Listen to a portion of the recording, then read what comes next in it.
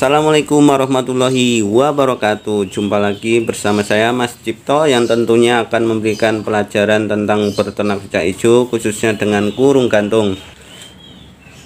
Baiklah, di kesempatan hari ini saya akan menjawab pertanyaan dari teman-teman kicau mania yang mempunyai betina yang cenderung birahi majikan.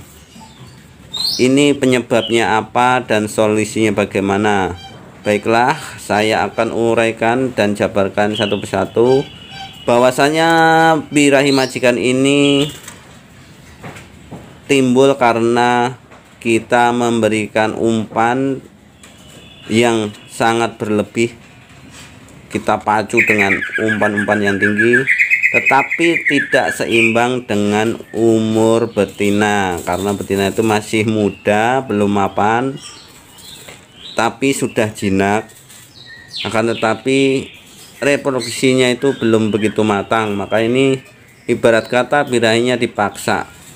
Jadi ini banyak terjadi pada betina-betina muda yang dijor EF-nya. Jadi posisi kematangan reproduksinya belum matang tapi udah dipaksa, maka jadinya birahi majikan. Setiap kita mendekat ngasih umpan, dia ngeleper. Nah, itulah pemahaman sebenarnya. Jadi kita harus paham benar dengan kriteria betina ini benar-benar sudah umurnya itu benar-benar mapan atau masih di bawah 1 tahun. Jadi supaya tidak ada kendala ke depannya birahi majikan. Kemudian penyebab kedua adalah birahi majikan karena berbalik ya, karena memang burung ini sudah tua, terlalu manja. Manja itu mengeluarkan sifat manja sehingga dia ngeleper-ngeleper.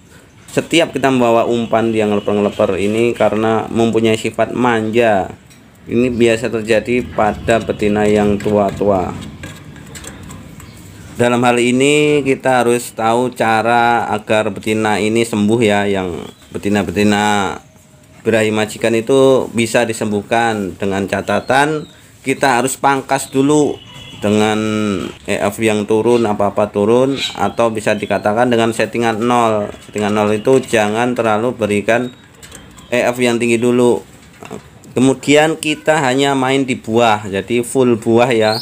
Full buah itu hanya pisang kepok putih saja, karena ini akan meredam sifat dia itu birahi majikan. Nah, terus kenapa kita turunkan? Apa dia nanti tidak ngejar birahi minta makan? Justru tidak. Jadi kita intinya ngenolkan dulu ya. Jadi setelah kita nolkan, kita akan dapat dropnya dia. Dropnya dia itu tidak manja, tidak ngeleper, jadi standar. Jadi perubahan sifat itu akan terjadi. Lah ini juga kita harus imbangin dengan mandi rutin, mandinya rutin, tapi jemurnya full. Lah untuk merubah sifat dia yang tadinya jinak ngeleper karena kebanyakan EF atau emang benar-benar betina ini terlalu jinak, maka kita wajib lebih perbanyak mandi dan jemur. Kemudian untuk proses pemulihan ini memerlukan banyak waktu ya, jadi tidak instan karena kita harus merubah sifat dia dari jinak tangan, yang dari jinak majikan, yang tadinya udah keburu dia birahi, tapi birahinya karena minta umpan yang sebanyak-banyaknya itu burung.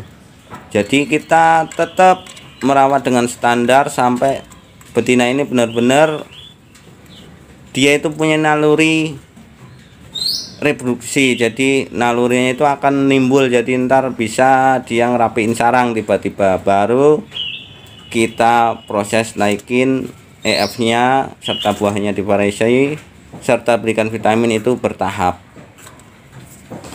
Setelah itu semua timbul, baru kita lakukan proses penempelan dengan jantan. Nah ini kuncinya di sini, untuk supaya tidak birahi majikan itu proses penempelan dengan jantan. Kita lakukan seminggu bisa 2 atau 3 kali. Dengan catatan masih jangan permainkan birahinya dulu. Kita mempermainkan mindset dia. Jadi pemikiran dia itu benar-benar jantan ini suka dengan betina itu gitu loh. Kemudian proses selanjutnya Setelah kelihatan betina ini mulai menyusun sarang, baru kita taikan EF-nya supaya birahi ngeleper fullnya itu keluar lagi. Sebagai contoh seperti ini ya, ini birahinya awalnya birahi majikan ya, kita olah, kita turunkan, hariannya kita tempel dengan jantan seperti yang proses depan tadi. Nah, di sini cenderung jantannya masih belum merespon, tapi betina sudah mulai mau ngeleper di depan jantan. Berarti emang jadi betinanya itu mindsetnya udah berubah. Jadi kalau setiap merubah melihat jantan, dia akan ngeleper.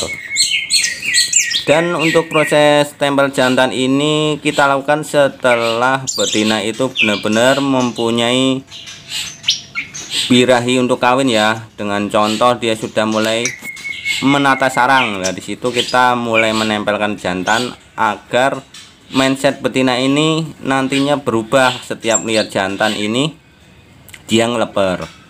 Nah, ini perlu dilakukan bertahap ya, tidak instan. Kita turunkan dulu EF-nya segala macam, kita olah dengan mandi jemur, main di buah, kita rawat seperti biasa. Kalau udah cenderung birahinya nimbul, dia nata sarang, baru kita tempel. Dan proses penempelan ini kita lakukan ini berulang-ulang ya.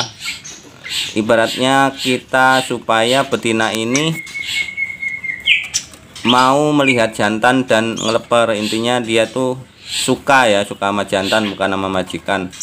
Di sini kita lakukan seminggu 3 sampai 4 kali atau boleh 2 kali. Yang terpenting ini harus melihat dengan jantan, karena di cucak hijau itu tidak mengenal perjodohan, hanya menempelkan ya, pengenalan. Jadi dia kenal jantan gitu baru ngeleper.